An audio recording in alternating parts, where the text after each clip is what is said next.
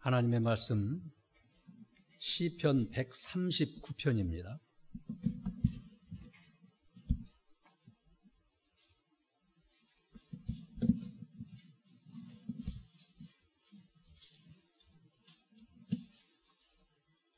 시편 139편 1절.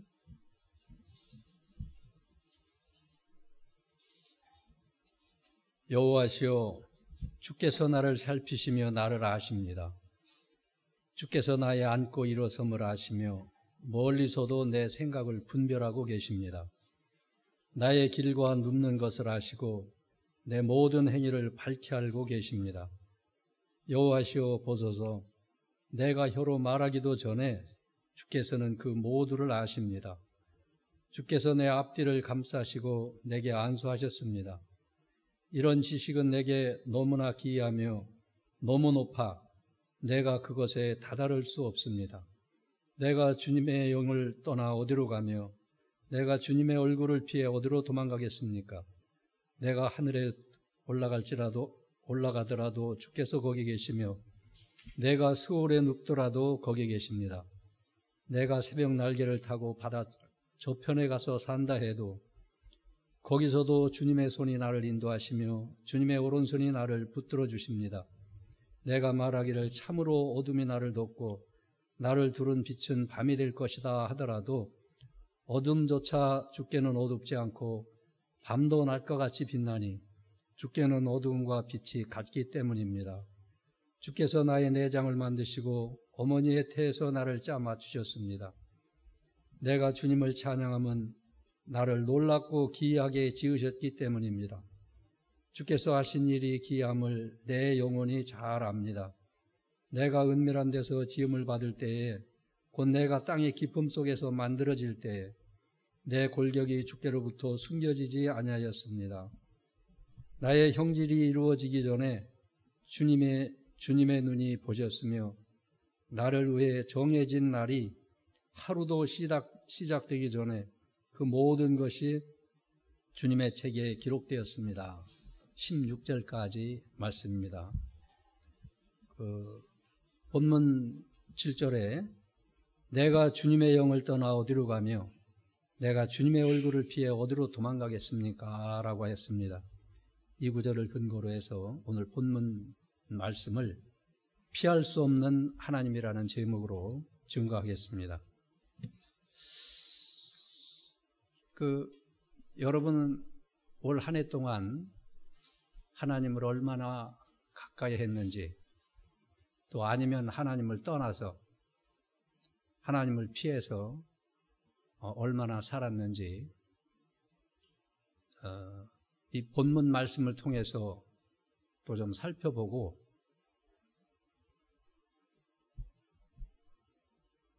하나님을 떠나서 내가 어떤 생활을 했는가, 또 하나님을 가까이 하면서는 어떤 생활을 했는가, 이런 것들 좀 점검을 하고 신년도 한 해 정말 하나님을 가까이 하고 이렇게 살았으면 하는 생각에 기도하면서 이 본문을 정했습니다.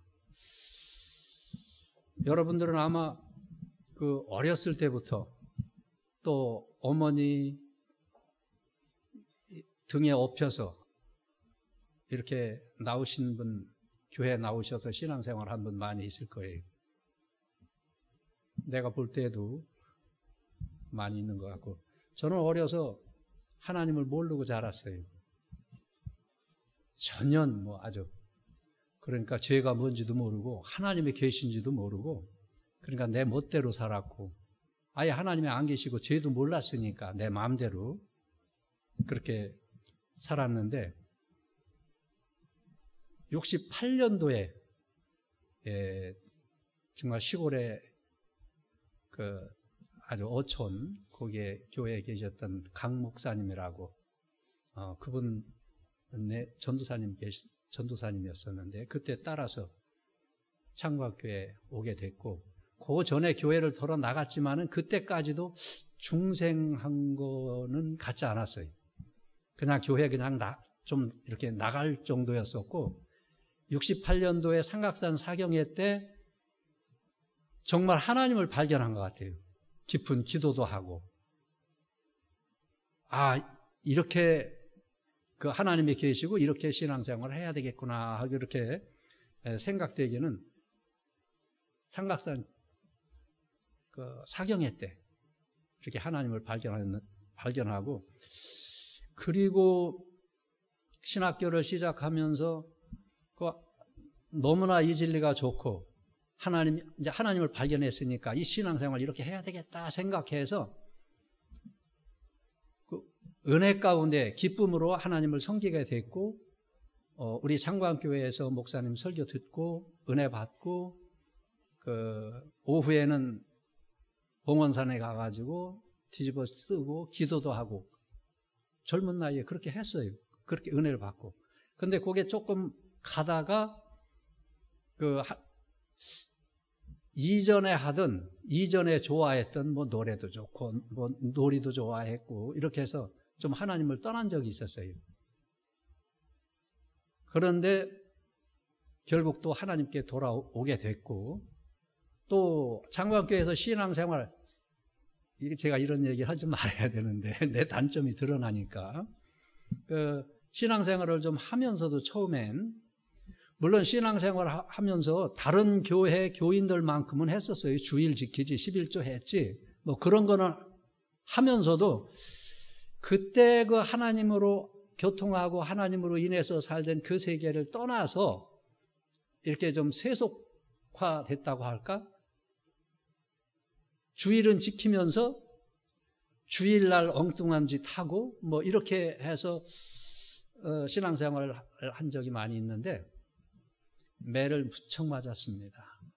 하나님을 섬긴 중생한 사람, 하나님의 자녀가 된 사람, 하나님을 떠나서 살 수가 없겠더라고요. 그래서 결국은 또 돌아오고 조금 좀 어둠에 빠졌다가 또 다시 돌아오고 신앙생활을 하게 되고, 아마 믿지 않는 사람이 볼 때는 저 사람 뭐 하나님을 섬긴다고, 하나님을 섬기면 복 받고 잘 된다고 하는데 저 사람 왜 그럴까 이렇게 생각할 수도 있어요. 왜? 우리 동네에서 저 잘할 때는 아주 못 사는 집은 아니었어요. 뭐 먹고 사는데도 뭐 지장이 없었고, 그런데 우리 집에서 또 이렇게 머슴이라고 일꾼들이 그 동네 사람 중에 이제 일꾼으로 와서 1년에 7가마, 쌀 7가마, 그게 그 임금이었었으니까 그렇게 받고 일하던 그런 분도 있고. 그런데 그런 사람들은 여기 와가지고 아주 부자가 됐어요. 그리고 건강도 해요. 지금도 그래요. 그런데 저는 많이 매를 맞았어요. 그런데 하나님이 이래서 매를 때렸고 이래서 징계를 하셨고 한 거를 이제서 깨달았는데, 이제서 깨달았다 하면 아니고 그것도 좀 빨리 좀 깨달았으면은 더 신앙생활을 잘 할 수 있었을 텐데 조금 늦게 이렇게 깨달았습니다. 아마 이 다윗 왕도 이 시편의 시를 기록할 때 많이 경험을 한 것 같아요. 그리고 이 139편 기록할 때 나는 하나님을 피해서 살면 안 되겠다. 또 살면은 이러이러한 징계가 있고 하나님을 가까이 해서 이렇게 살면은 그 하나님이 이렇게 복을 많이 주셔서 흥왕케 하고 나라도 그 번영을 이루게 하고 하셨다는 그 체험적인 그 신앙의 지식에서 나온 이런 시편이라고 볼 수가 있는데, 하나님 떠나서 살 수 없어요. 그러면은 왜 하나님을 떠나서 살 수 없나? 피할 수 없는 하나님. 첫째로 인생의 심사를 살피시는 하나님이시기 때문에, 살펴서 아시는 하나님이시기 때문에 피할 수가 없습니다. 전지하신 하나님이라는 것입니다. 1절에서 4절입니다. 1절에 여호와여 주께서 나를 살피시며 나를 아십니다 라고 하였습니다. 여호와는 여러분들이 장로님을 통해서 또는 우리 목사님을 통해서 많이 배운 그런 말씀이라서 잘 알고 있을 텐데, 나는 스스로 있는 자란 뜻의 하나님의 칭호입니다. 그 스스로 있는 자, 스스로 있는 여호와가 누구라고 했습니까? 주라는 겁니다. 나의 주, 나의 주인, 나는 그분의 종, 그분의 것, 그분의 소유. 여호와 주는 나를 책임져 주실 분이란 분이라는 겁니다. 장로교 헌법 12신조 2항에도 보면 하나님은 한 분뿐이시니 오직 그만 경배할 것이다. 하나님은 신이시니 스스로 계시고 아니 계신 곳이 없으시며 라고 했습니다. 아니 계신 곳이 없으신 스스로 계신 여호와 하나님이 나의 주라는 것입니다. 그분이 나를 살피시며 나를 아신다는 것입니다. 그렇기 때문에 피해서는 안 된다는 겁니다. 또 이런 분을 어떻게 피할 수 있겠습니까? 또 이분을 피해서 살면은 마귀밥이 돼요. 예수님께서 마태복음 10장 16절에 그 12제자를 파송하시면서 내가 너희를 보냄이 무엇 가운데 양과 같다? 이리 가운데 양과 같다. 이렇게 말씀하셨어요. 이 세상 양과 같은 우리 성도들을 해를 주고 잡아먹으려고 하는 이리가 정말 많이 있어요. 꽉 찼다고 봐야 돼요. 이 세상은 누구에게 속했습니까? 마귀에게 속해 있다고 했습니다. 그렇기 때문에 하나님을 피하면은 아예 마귀 밥이 안 되고 뭐 사망은 아니겠지만은 하나님이 잡아가지고 강제로 잡아가지고 가지 못하게 하고 그 밥이 되지 못하게 하시기 때문에 하나님의 징계를 하시기 때문에 우리가 피하면 안 돼요. 또 피할 수도 없어요. 그 하나님 어떻게 피하겠습니까? 이 볼펜 요거 누가 만들었죠? 사람이 만들었죠? 사람이 만든, 근데 사람도 피조물이에요. 볼펜도 피조물이에요. 피조물을 사람이 만든 것, 이용한 것 뿐이에요. 그런데 이 볼펜이 사람 피해서 살 수 없죠. 피할 수 없죠. 그런데 창조주이신 하나님을 피조물인 인간이 피할 수가 없어요. 또 피하면 사망이고 마귀 밥이 되고. 그런데 마귀 밥이 되지는 않아요. 우리 믿는 성도들은. 왜? 마태복음 28장 마지막 절에 보면은 제자들을 보내면서 내가 세상 끝날까지 너희와 함께 한다고 그랬어요. 보내시는 주인이 누구? 우리의 주인이 누구? 하나님이시기 때문에 마귀 밥은 되지는 않죠. 자, 2절에 주께서 나의 앉고 일어섬을 아시며 멀리서도 내 생각을 분별하고 계십니다 라고 했습니다.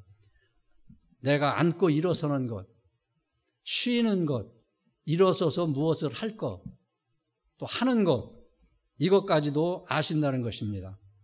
또 3절에 나의 길과 눕는 것을 아시고 내 모든 행위를 밝히 알고 계십니다 라고 했습니다. 내가 무엇을 하러 가는지, 왜 가는지, 또 누워서 쉬는 것도, 그리고 내가 행한 모든 행위도 하나님이 아셔서 행한 대로 그 행위에 따라서 우리를 심판도 하시고 구원도 하시고 또 힘을 주어야 될 때는 힘을 주어서 일어서게도 하시고 또 당신의 뜻대로 산 자에게는 복도 주시는 하나님이십니다. 이분이 이런 것을 우리의 행위도 모르시고 눕는 거, 길을 가는 거 이거 모르신다고 하면은 어떻게 심판을 하시고 어떻게 이 다음에 행한 거에 따라서 행위대로 갚아주실 수 있겠습니까? 욥기 31장 4절에 그분이 내 길들을 감찰하지 않으시며 내 모든 걸음을 세지 않으시겠느냐라고 하였습니다. 몇 걸음을 가는지까지도 우리 하나님이 세시고 계시다는 것입니다. 가끔 저도 그렇고 우리 조장로님도 또 배경희 목사님 그 말씀을 어쩌다 이렇게 하곤 하는데, 배경희 목사님께서는 이 개미가 이렇게 가다가 서서 수염과 발을 그 앞뒤로 또 옆으로 이렇게 흔들고 하는 그것까지도 하나님께서 하나님의 주권 섭리 가운데서 이루어진다고 하셨어요. 그래, 하나님의 예정 가운데 이루어지는 건데 하나님이 모르실 리가 없죠. 그 하나님이 바람에 날리는 티끌 하나도 하나님의 예정 가운데 있고 하나님이 섭리 가운데 이루어지기 때문에 이런 하나님 앞에서 이런 하나님을 피해서 살 수가 없다는 것입니다. 4절에 여호와시여 보소서 내가 혀로 말하기도 전에 주께서는 그 모두를 아십니다 라고 했습니다. 사람이 다른 사람을 속일 수는 있죠. 또 다른 동물도 속일 수는 있어요. 그러나 우리의 마음은 사람이 사람 마음은 다 알 수가 없습니다. 그러나 하나님은 생각하는 것까지도 아시고 또 혀로 말하기도 전에 말할 것까지도 하나님께서는 아시는 분이시라는 것입니다. 그래서 어떤 마음을 품고 어떤 말을 했느냐에 따라서 마태 12장 36절에서 37절에 심판날에 사람이 한 말들에 따라 의롭다 하는 선고도 받기도 하고 유죄 선고도 받기도 한다고 하였습니다. 그러므로 말에 우리가 신중을 또 삼가 조심해야 돼요. 경우에 합당한 말을 하고 거짓말을 하지 말고. 거짓말이 너무 많아요. 우리가 그렇게 우리하고 같이 했던 그런 분들, 그런 목사님들, 그런 장로님들.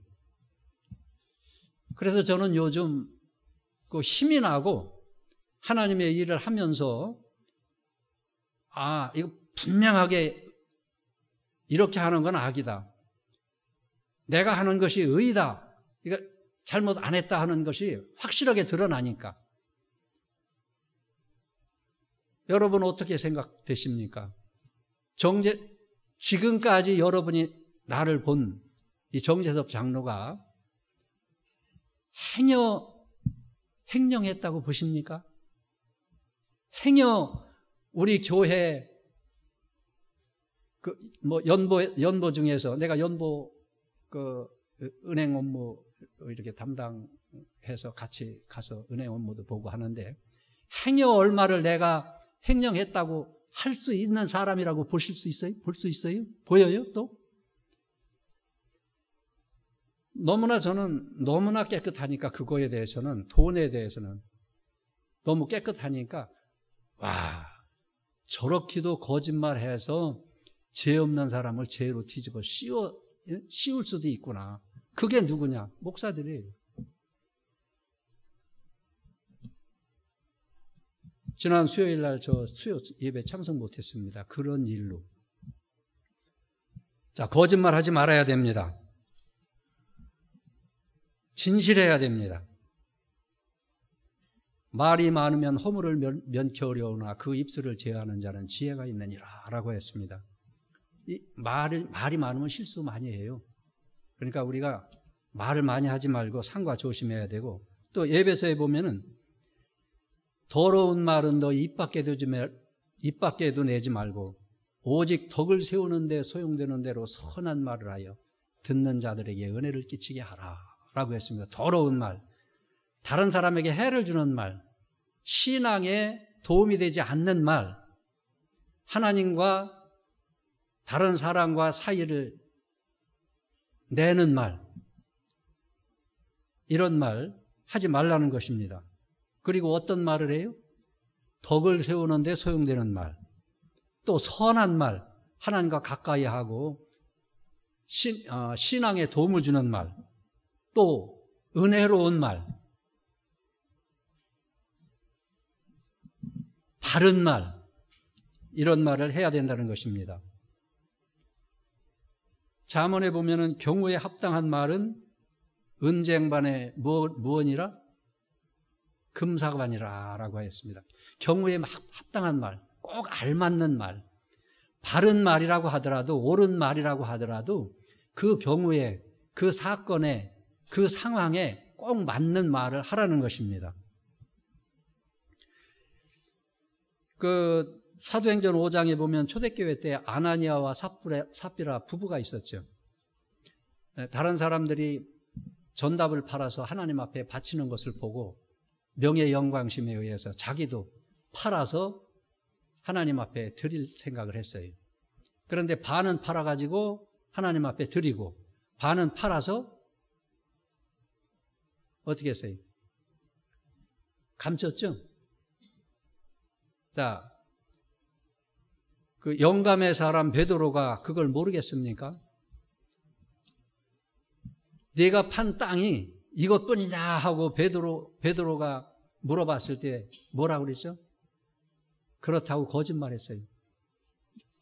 하나님 앞에서, 영감의 사람 베드로 앞에서, 하나님의 사람 앞에서, 교육자 앞에서 거짓말 더더군다 하면 안 돼요. 하나님, 목사님, 또 여러분을 가리키고 있는 장로님, 있는 그대로를 얘기해야 됩니다.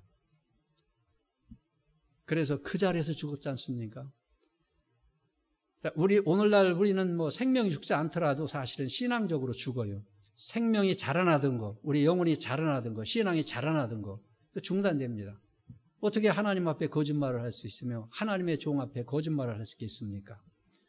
그렇기 때문에 우리는 삼가 조심해서 바른 말 해야 되고, 또 베드로전서 3장 10절에 보면은 악한 말 하지 말라 했어요.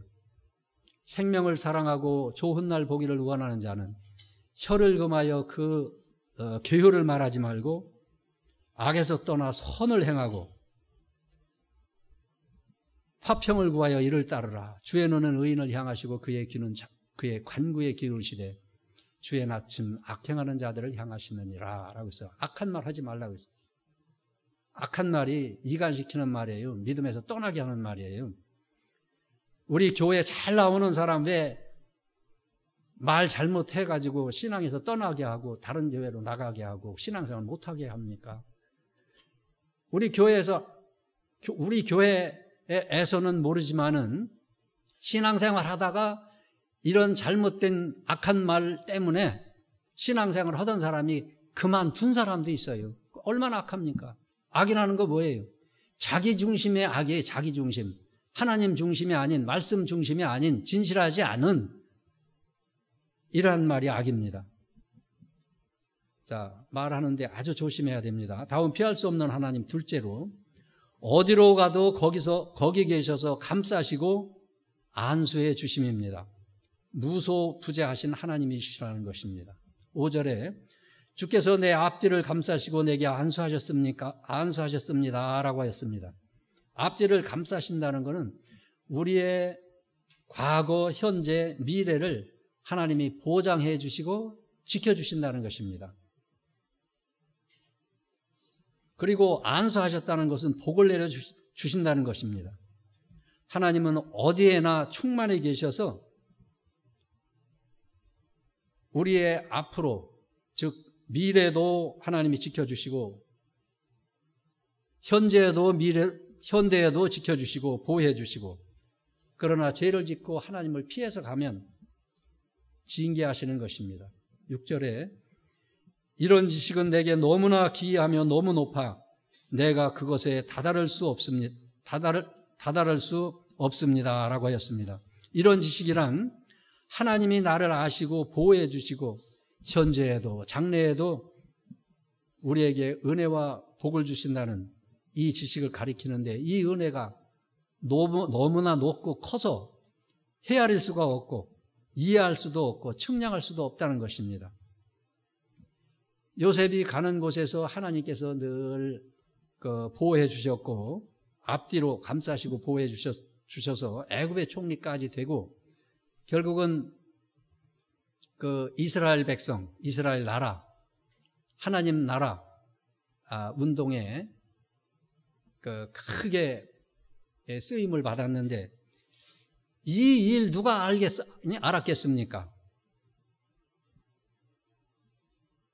그 하나님의 지혜, 그 놀라운 측량할 수 없는 하나님의 은혜 다 알 수가 없다는 것입니다. 그것에 다다를 수가 없다는 것입니다. 7절에 내가 주님의 영을 떠나 어디로 가며 내가 주님의 얼굴을 피해 어디로 도망가겠습니까? 라고 했는데 주님을 피해서 어디로 도망갈 수 없다는 것입니다. 하나님은 우주에 충만하신 하나님이십니다. 8절에 내가 하늘에 가더라도 주께서 거기 계시며 내가 스올에 눕더라도 거기 계십니다 라고 하였습니다. 하늘은 높은 곳을 가리키고 스올은 땅속 깊은 곳, 또 무덤, 죽음의 상태, 사후에 가는 곳, 지옥 등을 가리키는데 하나님을 피해서 하늘에 올라가고 또 땅속 깊은 곳, 음부 이런 곳에 숨는다 하더라도 거기에 하나님께서 계시기 때문에 우리가 하나님을 피할 수 없다는 것입니다. 아모스 9장 2절에서 3절에 죄를 지은 이스라엘 백성이 음부를 파고 내려갈지라도 거기서 붙잡아 올릴 것이고 또 하늘로 오를지라도 거기서 끌어내릴 것이고 갈멜산 꼭대기에 올라가서 숨는다 해도 거기서 찾아내서 심판하시고 또 바다 밑에 숨을지라도 거기서 뱀에게 명령해서 그를 물어서 심판하신다고 하였습니다. 하나님께서는 어디로 가든지 하나님의 말씀대로 하나님 뜻대로 하나님을 기쁘시게 이런 사는 자는 거기서 복을 주고 또 죄 지은 자는 그곳에 계신 하나님께서 심판하고 이러한 또 그곳에서 예수 믿는 사람, 하나님을 잘 섬기는 사람 동행하시고 안수해 주시는 이러한 하나님이십니다. 다음 피할 수 없는 하나님 셋째로 바다 건너편에 가도 인도해 주시고 붙들어 주심입니다. 전능하신 하나님이시라는 것입니다.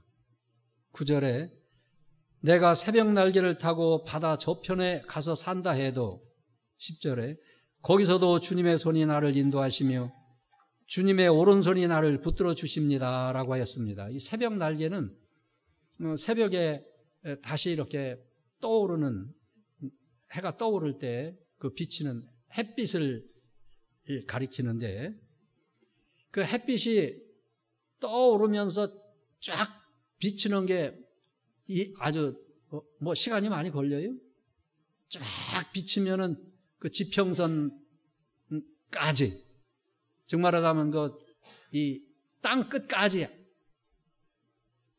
그냥 순식간에 쫙 비치는데 그 햇빛을 타고 하나님을 순종하지 않으려고 도망간다고 하더라도 하나님이 거기 계셔서 또 그를 권고해 주시고 순종케 하신다는 것입니다. 순종하지 않으면 징계를 내리셔서 하나님이 징계하십니다. 순종케 하도록 이렇게 하나님이 하십니다. 제가 처음 여기 왔을 때 그 성도들이 목사님 물론 이렇게 설교 중에도 그런 말씀 많이 하셨고 우리 교회 교인의 의무 세 가지 주일 지키고 또 11조 하고 우상의 제물 먹지 말고 이런 것 또 양심을 써라 하는 그런 말씀 그리고 곰국 먹는다 죄를 지면은 하나님을 떠나고 죄를 지면은 곰국 먹는다 소리를 많이 들었어요. 요즘은 곰국 먹는다 소리 잘 안 더라고요. 자, 곰국이 보약이 됩니까? 보가 됩니까? 징계를 받으면 곰국 먹는 거와 마찬가지예요. 그래서 징계 받는 거, 죄를 지을 때 하나님의 징계가 있고 그 징계를 받으면은 곰국 먹는 거라고 그 많이 성도들이 그래서 야 그렇게 하면 그렇게 살면 곰국 먹어. 그렇게 잘못하면 하나님이 주시는 곰국 먹어. 그렇게 얘기를 했어요. 하나님은 믿는 사람이 하나님을 떠나고 믿는 사람이 일시적으로 죄를 짓고 하면은 곰국 먹어요. 곰국 먹어. 그렇기 때문에 그 하나님 우리가 떠나지 말고 하나님 의지하면서 살아야 돼요. 병상에 있을 때도 하나님은 우리를 붙들어서 일으켜 세우십니다. 그렇기 때문에 병이 났을 때 우리가 무슨 일이 생겼을 때 다른 거 의지하지 말으세요. 히스기야 왕은 죽을 병에 걸렸었죠. 그런데 죽을 병에 걸렸을 때 벽을 향하고 정말 통회하며 회개하는 간절한 기도를 하니까 하나님께서 그를 15년 연장시켜 주시지 않았습니까? 그런데 아사왕, 훌륭한 왕입니다. 아사왕이 종교개혁을 아주 깨끗하게 일한 그런 왕인데 말년에 발에 병이 들었는데 하나님께 구하지 않고 하나님을 찾지 않고 의원을 찾다가 결국은 발병으로 인해서 죽었습니다. 자, 하나님 어디를 가든지 무소불능의 하나님, 이 하나님께서 우리를 인도하시고 붙들어 주시는 하나님, 우리 피할 수 없습니다. 11절에 내가 말하기를 참으로 어둠이 나를 덮고 나를 두른 빛인 밤이 되어라 하더라도 12절에 어둠조차 주께는 어둡지 않고 밤도 낮과 같이 빛나니 주께는 어둠과 빛이 같기 때문입니다 라고 하였습니다. 사람이 범죄하고 그 흑암 속에 캄캄한 어둠 속에 들어가 숨으려 해도 그 흑암이 그를 숨겨줄 수 없다는 것입니다.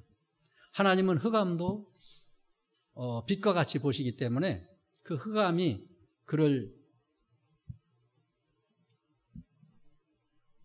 보호해주고 감춰줄 수 없다는 것입니다.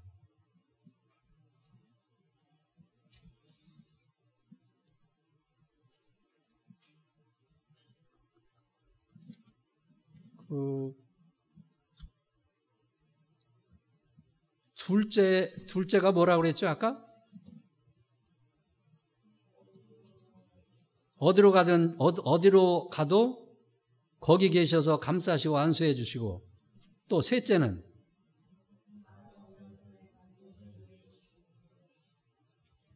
셋째가 뭐라고요? 네, 내가 지금 잘못했지. 마지막 다음 피할 수 없는 하나님 넷째입니다. 주님의 책에 기록된 대로 지음받았기 때문 13절에서 16절입니다. 창조주 하나님이시라는 것입니다.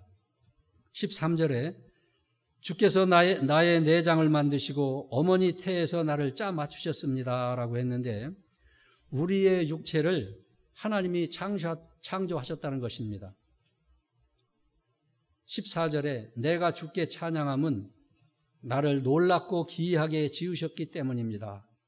주께서 하신 일이 기이함을 내 영혼이 잘 압니다 라고 하였습니다. 내 영혼이 잘 압니다.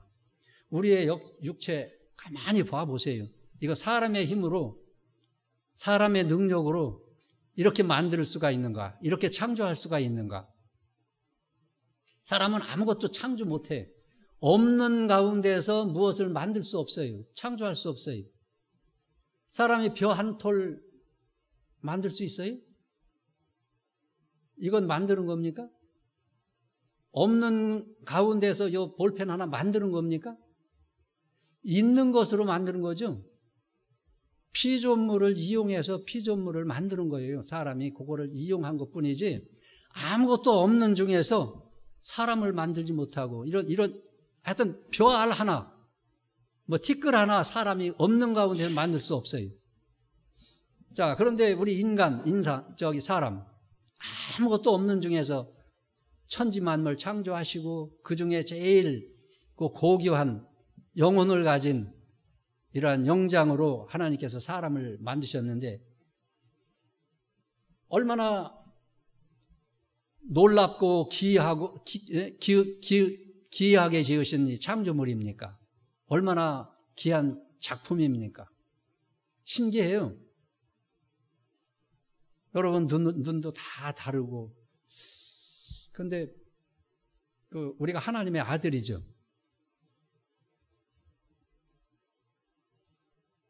누구 닮았을 것 같아? 하나님의 아들이면은. 그런데 여기 보면 물론 육체도 하나님께서 창조하셨지만은 내 영혼이 잘 압니다 라고 했는데 영혼을 보면은 더욱더 기이하고 놀라워요. 육체를 떠나서도 존재하고 살 수 있는 존재하는 그러한 영혼. 그 영혼이 예수님을 믿지 않는 영혼은 지옥, 우리는 천국. 또 그 영혼이 하나님을 많이 닮아가면은 이 다음에 큰 자가 되고 또 닮지 못하고 어린아이 그냥 있는 그 상태로 가면은 작은 자가 되고 또 하나님의 말씀을 우리가 믿고 지키다가 그 말씀을 버리면은 지금까지는 잘 했지만은 잘 신앙생활에서 큰 자가 어느 정도 좀 믿음이 자라났지만은 이제 종말에 끝에 가가지고 그 하나님의 말씀을 버리는 자, 그 자는 뭐라고 그랬죠? 지극히 작다 일컬음을 받을 것이라고 했습니다. 이 영혼 창조 하나님께서 하신 거 얼마나 기이하고 놀라운지 몰라요. 개역성경이 뭐라고 그랬습니까? 신묘막측하게 지으셨다고 그랬어요. 신묘막측하게. 기이하게. 하나님의 능력의 역사로.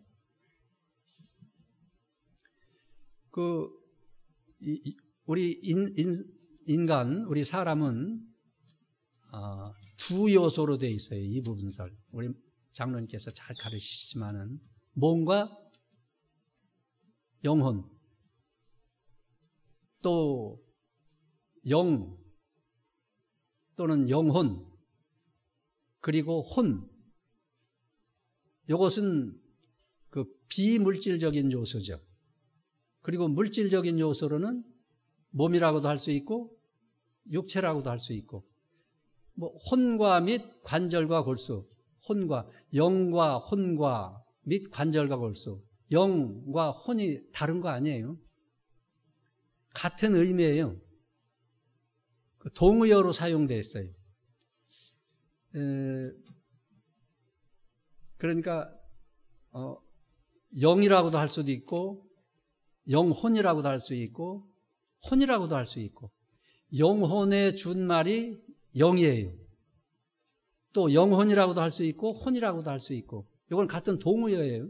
같이 교대적으로 사용을 합니다. 다른 게 아니에요. 자, 육체하고 몸이 달라요? 같아요. 몸이라고 하고 육체하고 다른 거 아닙니다. 같은 동의어고 같이 사용할 수 있어요. 몸이라고도 사용할 수 있고 마찬가지로 영과 영혼과 혼은 같아요. 그런데 영혼 안에 육신의 생명, 영의 생명이 있다면 맞아요? 틀려요? 영혼 안에 그러면은 같은데 동의어라고 하면 영 안에 영의 생명과 육신의 생명이 있다면 맞아요? 틀려요? 자, 우리가 중생할 때 영혼이 중생했는데 그러면 동의어로 사용이 된다면 영혼 안에도 완전 중생 영혼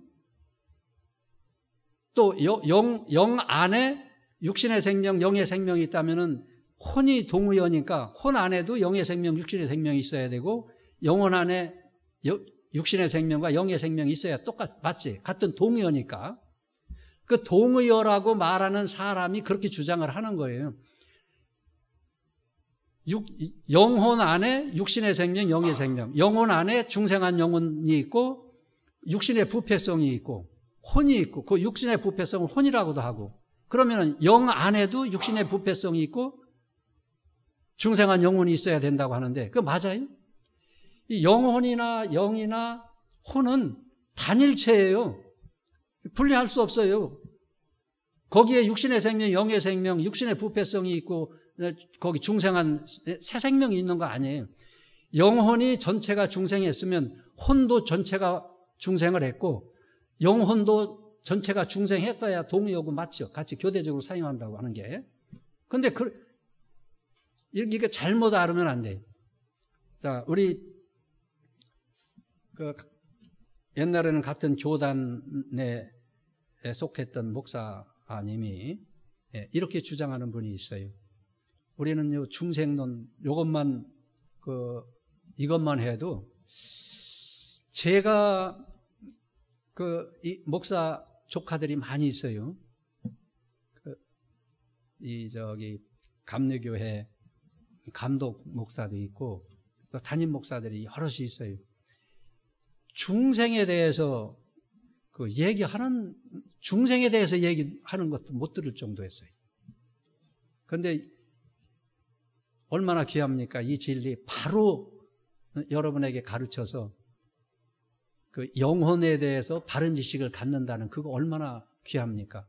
하나님께서 이렇게 고귀하게 창조하신 영혼, 육체 이것도 귀한데 이것을 또 깨닫게 한 거는 얼마나 감사해요. 또 우리가 바로 배우게 됐으니까 이거를 알게 됐는데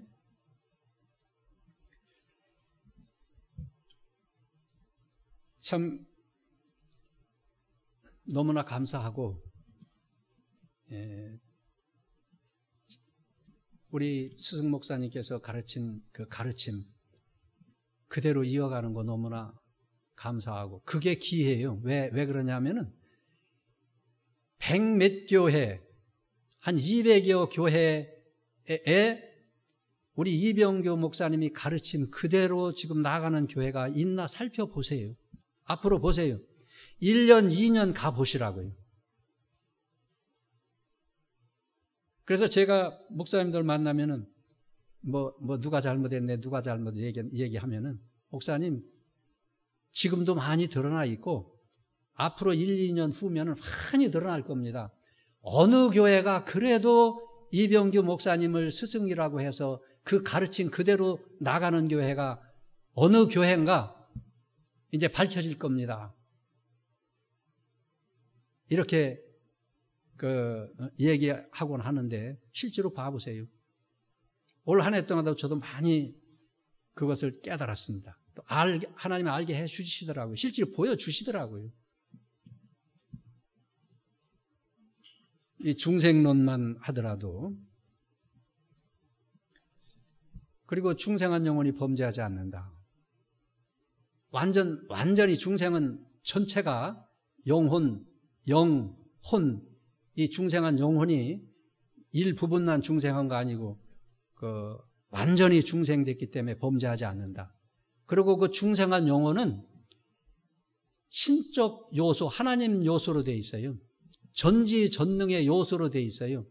진리의 요소로 되어 있어요. 하나님의 말씀 진리의 요소가 죄를 지을 수가 있어요? 하나님 요소, 신적 요소로 되어 있어요. 전지전능의 요소로 되어 있는데 그게 범죄할 수가 있습니까? 하나님의 말씀도 범죄해요? 하나님의 말씀이 범죄하게 해요?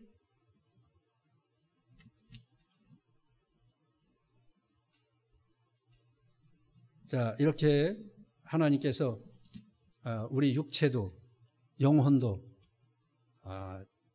신묘막측하게 이렇게 지으셨는데 이 하나님 너무나 놀라워서 그저 찬양할 따름이라는 겁니다. 그런데 그건 누가 알아? 육신의 부패성 그게 아니고 내 영혼은 압니다. 내 영혼이 일부분만 아는 게 아니고 아주 잘 압니다. 영혼은 잘 압니다. 육신의 부패성이 있기 때문에 좀 어떤 때는 잊어버리기도 하고 하지만은 내 영혼, 신적 요소로 된 하나님 요소로 된 진리 요소로 된 이 영혼은 알 수가 있어요. 그래서 중생하지 못한 사람은 몰라요. 지난주에 우리 담임 목사님께서 예수님이 참 하나님이시고 또 참 사람이고 또 우리의 구주, 구속주. 가서 중생하지 않은 친구들, 예수 안 믿는 친구들한테 가서 말씀해 보십시오. 예수님이 어떻게 참 하나님이시냐고, 참 사람이냐고, 또 우리의 구속주가 될 수가 있느냐고 하죠. 그러나 중생한 사람, 중생한 성도, 이 사람은 알고 믿습니다. 하나님이 계신 것도 믿고 하나님이 나를 인도하신 것도 믿고 또 오늘 하나님의 말씀을 전할 때 여러분들 그래도 동의하시죠? 제가 제 설교에 동의하는 게 아니고 이 본문 말씀에 동의하시잖아요. 신명확적하게 우리의 육체도 짓고 영혼도 짓고 동의하시죠? 믿죠? 그러나 중생하지 못한 사람은 믿을 수가 없습니다. 15절에서 16절에 내가 은밀한 데서 지음받았을 때에 곧 내가 땅의 깊음 속에서 만들어질 때에 내 골격이 주께로부터 숨겨지지 아니하였습니다. 또 16절에 나의 형질이 이루어지기 전에 주님의 눈이 보셨으며 나를 위해 정해진 날이 하루도 시작되기 전에 그 모든 것이 주님의 책에 기록되었습니다. 라고 했습니다. 은밀한 곳, 은밀한 데는 은밀한 데 그리고 땅속 깊은 곳은 어머니 뱃속을 말합니다. 하나님은 모태에서부터 하나님의 오묘한 솜씨로 우리를 지으셨다는 것입니다. 그리고 하나님은 사람의 형질이 이루어지기 전 영원전부터 하나님만이 홀로 계실 때 하나님의 계획이 있었고 목적이 있었고 그 계획대로 작정하시고 예정하시고 선택하시고 창조하시고 이 섭리하시는데 이분 피할 수 없다는 것입니다. 어떻게 이런 분을 피할 수 있겠습니까? 자, 이제 하나님을 피할 수 없죠? 그럼 하나님을 피할 수가 없으니까 이제 어떻게 해야 되느냐? 하나님을 피할 수 없는 하나님이시니까 이제 하나님께 피해서 살아야 됩니다. 하나님을 피할 수 없어요. 그런데 이제 하나님께 피해야 됩니다. 피할 수 없는 하나님, 이제 피하지 말고 하나님께 피해서 살아야 합니다. 그러면 하나님께서 날개 그늘 아래 우리를 보호해 주시고 또 품어 주시고 우리의 소원의 항구인 천국에 이르도록 하나님께서 안전하게 우리를 안아서 업어서 천국에 이르도록 이렇게 하나님께서 인도해 주실 것입니다. 하나님께 피하십시오. 자, 오늘 증거한 말씀, 피할 수 없는 하나님. 첫째로 인생의 심사를 살피시고 아심입니다. 두 번째로 어디로 가도 거기 계셔서 감싸시고 안수해 주심입니다. 또 셋째, 바다 건너편에 가도 인도하시고 붙들어 주시고 또 주님의 책에 기록된 대로 지음받았기 때문에 하나님을 피할 수가 없는데 우리 청년 여러분들 정말 감사합니다. 조장로님 물론 감사합니다. 조장로님께서 이렇게 잘 가르쳐 주시고 우리 남은 자 3분의 1이 되고 또 엘리야 시대에 7,000명 같은 우리 청년들 된 것. 저는 여러분들 볼 때마다 너무 기쁘고 또 예쁘다고 하면은 그래도 70 넘은 할아버지니까 예쁘다고 하는 거 맞아요. 그지? 예쁘고 아주 참 정말 좋아요. 앞으로